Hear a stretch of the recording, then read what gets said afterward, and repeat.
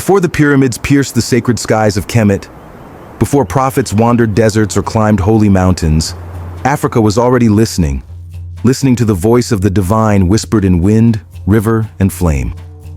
These were not myths crafted for comfort, but spiritual codes etched into the very fabric of the earth. Africa did not merely witness the soul, it cradled it. It did not chase the divine, it conversed with it. Even after centuries of conquest, distortion, and denial, the sacred fire of African spirituality continues to smolder. Timeless, unbroken, divine. This story is not a fairy tale, it is a resurrection. What you're about to hear is the spiritual genius of Africa, its sacred memory reclaimed. From the Nile to the Niger, the Kongo to the Cape, this is not the story of a forgotten continent.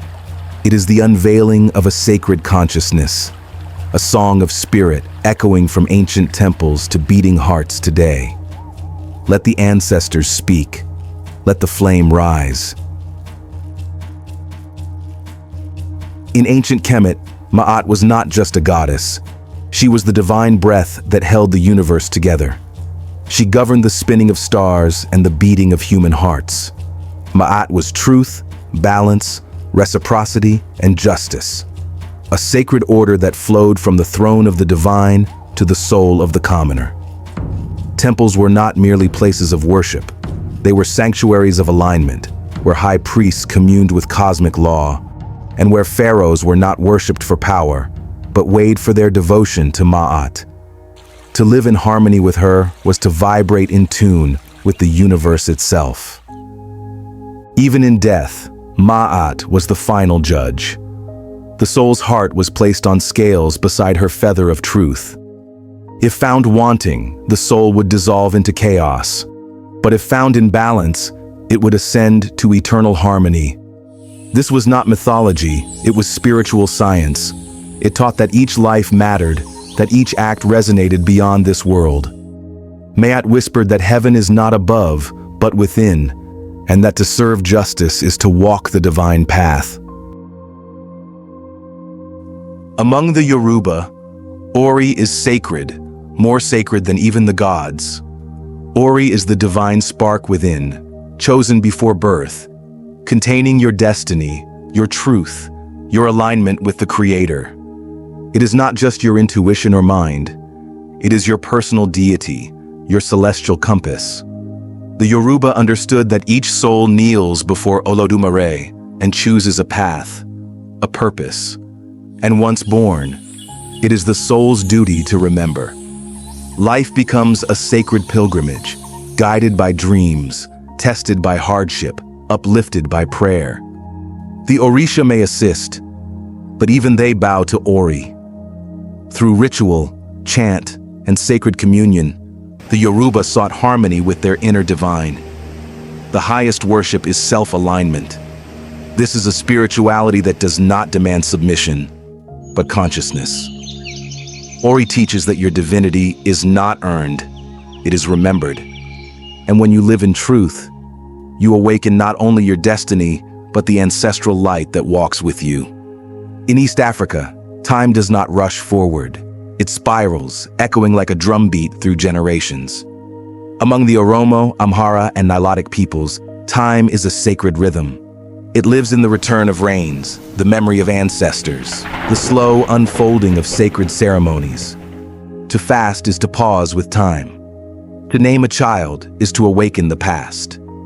In Ethiopia, the Gedlat, a spiritual retreat into silence and suffering, is a living testament to the belief that divine connection comes not through escape, but through sacred stillness.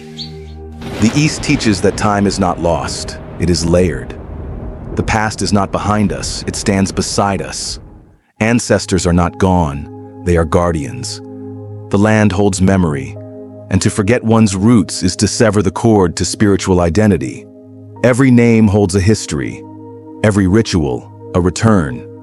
This is a spirituality that honors memory as divine, and teaches that to know where you're going, you must remember who walks with you.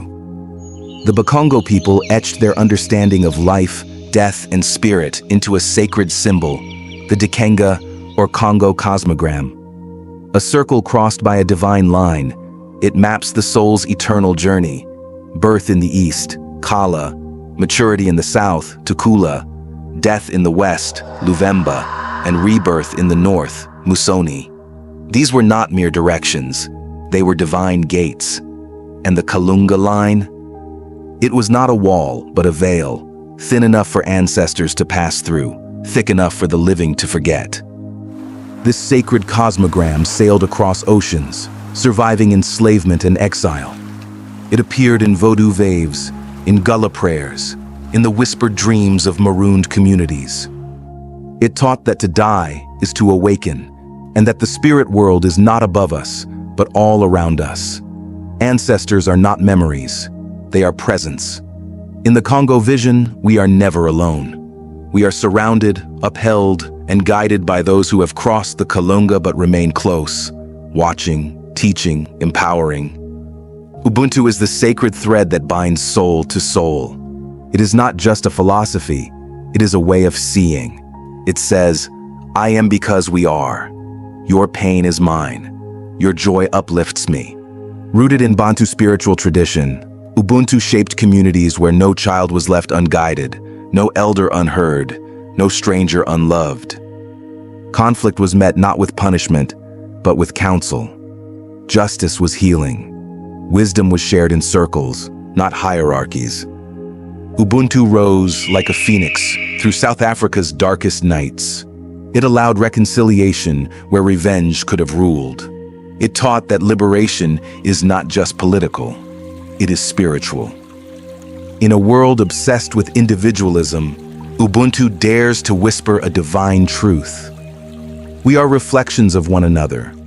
To live in Ubuntu is to walk in sacred community, to see the face of God in the eyes of a neighbor, and to know that love is the highest law.